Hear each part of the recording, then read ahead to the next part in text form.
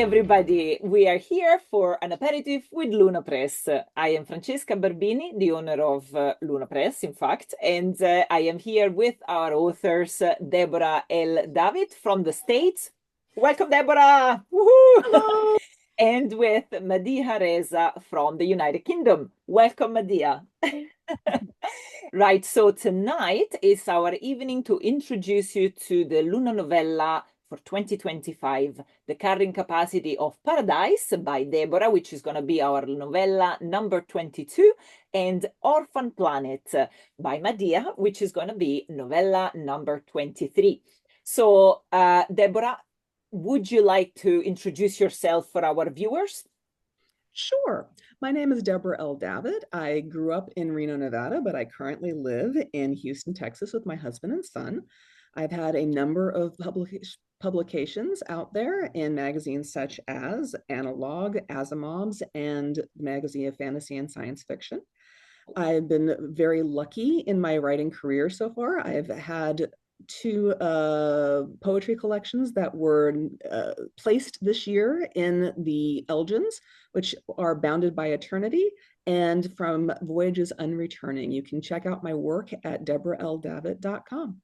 Excellent. Thank you, Deborah. So you've been writing for some time, and that's fantastic. Excellent. Madeehah, would you like to introduce yourself as well? Hello, I'm Madeehah. I'm a writer from London in the UK. I am also a pharmacist by day, which has nothing to do with my writing, but it can sometimes feed in to my words. Absolutely. I have Orphan Planet is my first novella, but I've written a lot of short fiction, which has been published both in print and online. And I was also shortlisted for the Future Worlds Prize for Sci-Fi and Fantasy Writers of Color in 2021. And the thing I was shortlisted for eventually became this novella. Excellent. Fantastic. Thank you so much. So let's start with you, Deborah. First of all, would you like to tell us a little bit about what is the novella about? What is the carrying capacity of Paradise about? Yeah, the carrying capacity of Paradise takes place on the asteroid 4 Vesta, which is perched in the solar system between the orbits of Mars and Jupiter. It is an ecological sanctuary created by a billionaire named Benjamin Donovan Sr. And his murders kicks off the entire plot. And his security chief, Leanne Sheridan, has to find out who done it with the aid of his actor son, Benjamin Donovan Jr. Fantastic. So we've got crime and thriller and mystery to resolve. This is very exciting. And tell us about the idea. So how this idea came to be.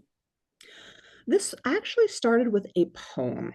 I was reading about the asteroid itself and this large mountain that has no name of its own. And that just struck me as being just wrong.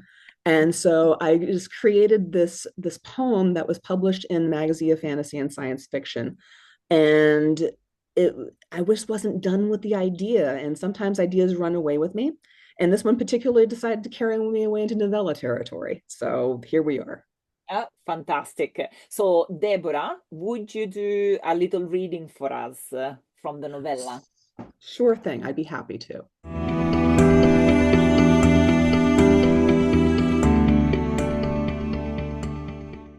The mountain at the center of Rhea Silvia crater on the asteroid 4 Vesta had never been named by astronomers. Somehow, the highest mountain in the solar system, a full 22.5 kilometers from base to peak, had never been deemed worthy of its own cognomen. The residents of Vesta had opted to call it Amalthea for the goat that had nourished infant Zeus when his mother Rhea had been unable to do so. Security Chief Leanne Sheridan hovered in midair near that polar peak, the light of a distant sun condensed and refracted by satellites above to illuminate a region that would have rarely seen more than shadows. Above her, a wide radiation-proof dome tented the entire crater, ethereal graphene struts anchored on the peak, securing the whole thing under the effects of microgravity, even as the man-made atmosphere created lift, belling out the dome like a balloon. That atmosphere remained thin, generated by the robots that trundled from acre to acre, converting icy regolith to flinty soil, water vapor, and carbon dioxide, while spreading a host of useful cultivated bacteria in their wake. The trees, of course, took those resources and converted the carbon dioxide to breathable oxygen. Below her, sequoias lifted needle-laden branches toward the columns of sunlight streaming over the crater edge towards them. Freed from the constraints of gravity, conservative estimates suggested that these saplings, which already towered here, might grow a full kilometer in height. Leanne hoped she'd live long enough to see that happen, long enough to breathe the air at this elevation without the aid of her suit, its compressor currently humming lightly at her spine. She could never quite fathom that while her unsuited frame weighed 59 kilograms on Earth, here she weighed less than 2. Here, a mere handful of drone-like hoverblades attached to her envirosuit could move her through the air with ease. Restful, peaceful, a far better way to start her day than the coffee she'd once guzzled as a Chicago homicide detective. A light buzz at her wrist from the AI bracelet, which had automatically connected to her suit systems. Leanne, her AI, spoke inside of her helmet softly. Asim Kadir at Environmental asks if you could take a lower pass while you're out. His green cams got knocked offline last night. Leanne stifled a sigh. Her early morning flights were the only time she took for herself, and she knew she was about to have a really unpleasant day. Kicking someone off a colony was never a pleasure. Being in the middle of your boss's domestic dispute was even worse. It only went downhill when your boss was Benjamin Donovan Sr., a billionaire, inventor, philanthropist, and the brain behind the sensorium and half the rest of the innovations that made modern life possible.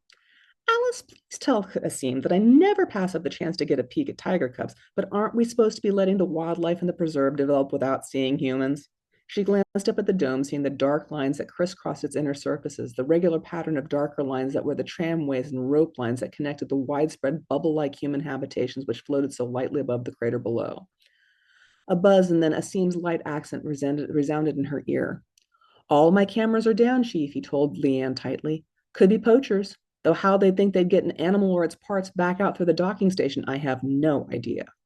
I'll take a real look around, Leanne promised, and then dropped into the pike position to begin her slow dive towards the trees below. There she kicked out wide, kicking the fan blades back on as she began to descend through the first branches, making her way effortlessly, quadrant by quadrant, through the dim green world. A light on her arm swept the branches as she noted lammergeiers circling ahead of her. The bearded vultures largely ate the bones of dead prey, but she knew they weren't above snatching morsels of flesh away from the large predators that stalked the forest below. The Siberian tigers, the brown bears. There was a whole savanna biome on the western side of the dome where lions roamed and polar bears gambled across a frozen sea where drills had found one of Vesta's pockets of internal ice and triggered an outflow. All courtesy of Benjamin Donovan's vision.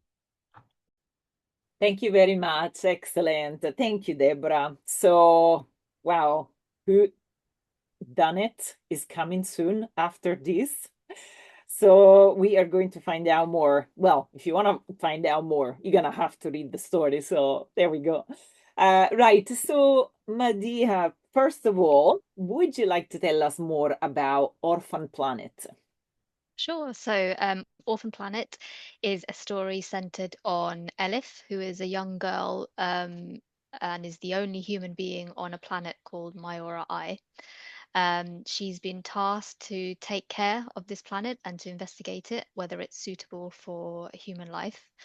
And she's been tasked by the Interplanetary Mission, who are the organization responsible for finding a new home for humanity, who are currently um, roaming through space, far, far away from Earth, trying to find a new home. But Elif, as I said, she's a young girl, and she's the only person, human, on this planet that has very violent seasons. So not very safe for humans, let alone a child. And she only has an AI system for company. Now, the mission initially promised her that she will have a helper to come help with her investigations, but then they abandon those plans, and she has to find out how she has to live on this planet by herself with no other soul except hers. Absolutely. So that's a very, very interesting premise. So tell us, how did this idea come about? Sure. So, a lot of people think this idea came about through COVID and lockdowns and isolation. It did not. I started writing this before that. And initially, the novella came about as just scenes of Elif and this AI system and how she was her day-to-day essentially on a planet by herself. And I think I was really interested in the extreme of loneliness, essentially, which is, I think, an emotion that a lot of people can relate to. But I wanted to kind of explore what it would be like, not just in a internal emotional sense, but also physically you being the only person on a planet.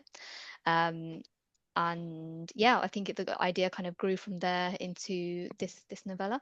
And yeah, I think it explores a lot about human connection and why that's so important for us.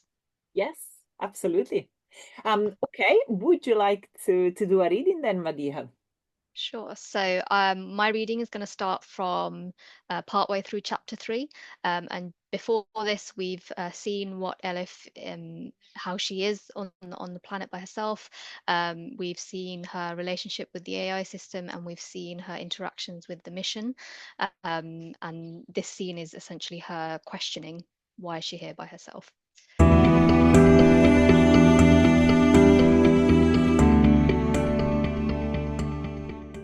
Commander Aremu blinked on the screen. The dark patches under her eyes were ever present, their color deepening. Her face grew tighter with every vidlink meeting, jaw set and lips an unwavering line. I don't really understand what I'm supposed to be looking for, said Elif when asked about her scouting missions. There's nothing out there except dead trees, and I can't walk that far. I get tired after about an hour. The girl stared at her superior, watching as the lines in her face softened like melted clay. Suddenly she wanted to reach out into the screen and touch the commander's face. She shook the thought away. That that is understandable, but we're all counting on you, young warden, to help us figure out if this is the planet for us to settle on. And if there are dead trees, that means they must have been alive at some point. Elif tried to picture a life on the empty sands of this barren land, tried to see a home planted near the crater with small children playing. A sudden ache came over her, as if there was a great distance between her and that imaginary family. Are there other planets? She asked. Other choices? Eremu nodded. But yours is the one we are most interested in. The climate conditions appear to be the most tolerable and sustainable for human life. Now, you wouldn't want to live on a frozen tundra, would you? Elif almost smiled as she pictured what such a planet would be like. To live like the Arctic explorers of old Earth, that would be an adventure. She shook her head. Very well. Please send a written report back to us via the portal with your results. I have some more assignments for you, which you will find after this meeting. As always, you can find all the information you need with the Vash. Eremu paused for a moment, her mouth slightly open, as if hesitating on her next words. What was here before me? She blurted out the words as soon as they had formed in her mind. As in, were there other humans? Eremu blinked, this unwarranted question taking her by surprise. Her lips drew tight. You are the warden. You are the only human on Mayora Eye. I know, said Elif, frustration bleeding into her voice. But I didn't just come from nowhere. What about my parents? A pause came next, before Eremu frowned. Please keep the contents of these meetings strictly regarding your assignments. Something snapped in Elif's chest, giving way to a molten hot fury. She wanted to shout at the older woman before she was interrupted. You know, I have a granddaughter about your age. The girl sat up a little straighter, that red-hot thing in her chest melting away. Really? What's her name? For a moment they stared at each other, held in a silence that was filled with something warm and easy, a world where there wasn't thousands of miles of empty space between two people. One where Elif might have been someone's granddaughter, with a name that sounded as sweet as honey on the tongue. Our meeting has concluded. This is Aremu signing out. Oh, thank you so much. Excellent. So both novellas have themes, of course, and there are similarities and there are also differences. Obviously they're both set in planets that we either have made what we would like or planets that we hope are going to be right for us. So, Deborah, thinking about themes, what were the themes that you really wanted to explore and put through the novella for us? Mhm. Tell us something about them, please. Well, obviously, there's a strong ecological component. And the thing that was really on my mind the most as I was writing were some experiments conducted on rats in the 1960s and 1970s. And these particular experiments were in the question of abundance. And they gave the rats in these rat paradises the absolute ideal circumstances for living for rats. And they were given every possible food item they could want, and they multiplied rapidly. And in every instance, the societies of the rats collapsed. Okay. They did this 5 or 6 times, and every time the rats basically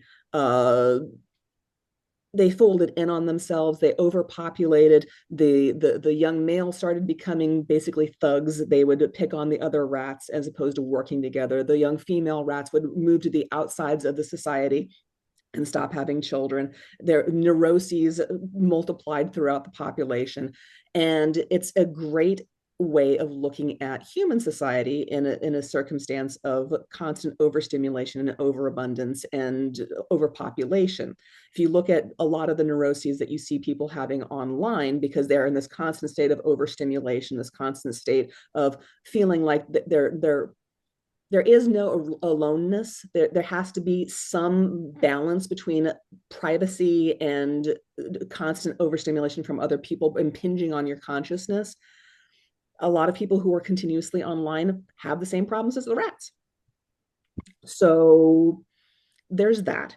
And the researchers found that if they gave other stimulation to the rats, if they gave them outlets of play, of creativity, of what passes for art for a rat, their descendants did better, but the ones that had been formed by this overpopulation, this overabundance, and this lack of meaningful work to get their food, they always had those neuroses until the day they died. So that is pretty much what I was thinking about as I was writing. And whether or not it works well is entirely in the mind of the reader. Okay, oh, this is interesting though, because obviously you're talking about coping with this abundance, with this too many people, too many stimuli, whereas for you, Madeehah, we almost have the opposite situation. So what were those main themes for you? Yeah, so absolutely. Like I said initially, I was really fascinated about taking the idea of loneliness to the extreme, and how would a human not just survive that, but like how would they live? How would their day-to-day look like? I think also one of the main inspirations for this novella is nothing as scientific as Deborah's, but it was mainly from my love for the movie The Martian, which is a comfort watch for me. I watch it about twice a year. I just love it. But the scene where Matt Damon's character is in his astronaut get up and he's kind of looking at the landscape of Mars and he's by himself and he's coming to terms with the reality of that he might die on this planet by himself. I think that just served as a basis of inspiration for this novella and this story, and how, this with Matt Damon's character, he'd obviously been around humans. He knew what that was like, and now suddenly he's not. Whereas with my character of Elif, she's never been around that. She's always ever known just being by herself. And I think that was quite a different type of loneliness, that she doesn't understand what it would be like to have humans around her, and I just wanted to explore what would that look like. And there's also another theme of the planet itself and how the environment is very much alive itself. It's not a planet that has a climate that behaves, that does what it's told. It's very much a living thing on its own, and it's a story where we're kind of exploring Elif's relationship with how she engages with the environment as well. Absolutely. Yeah.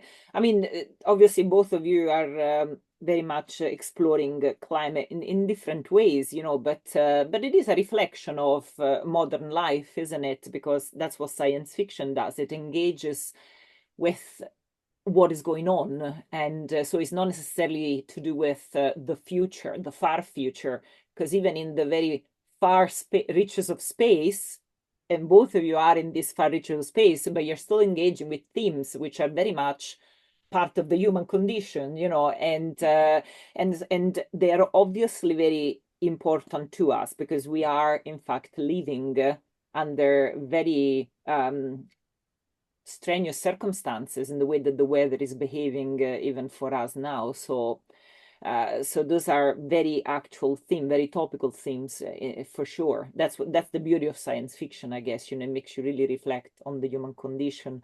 So thank you so much, both of you, for introducing us to the beautiful world, even when it's harsh, of your novellas. And so both novellas, The Carrying Capacity of Paradise by Deborah L. David and Orphan Planet by Madeehah Reza, will be out on February the 4th, 2025. So we are able to offer you the novella both in print and digital. You can get them through the Luna Press website, but of course through all the usual outlets. So I am going to invite you to discover the new worlds that Luna Novella has to offer in 2025. So it is now the time to say thank you and good night. So it is good night from me and good night from our lovely authors.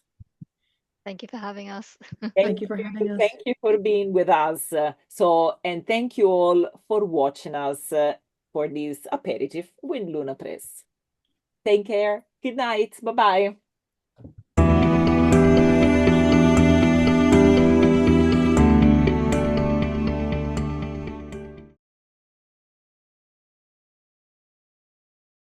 Now you're definitely recording. This is had to happen at some point in my life. Now we're recording. We're good? Yep, we're good. Okay. All right, here we go. Here we go. We've done a run through, so now we're very... That was a practice, right? That's never happened to you, or? No, no, no. I must have been so excited about the whole thing. You went straight into it, and I thought that surely there must be a recording or something. Yeah, I thought maybe I just haven't seen it. No. And right at the moment, my stupid Roomba decided to go off. So one moment. Yeah, my Roomba went off, so it was going to make your Roomba background. I was like, what? Okay, all right. Everything is against us this morning. All right, let's try this again. Okay, here we go. Right. Good evening, everybody. Hello, I'm Deborah. Deborah. Go for it. By the way, this is for the outtakes, just so you know. Yeah, oh no, we definitely need outtakes for this. All right.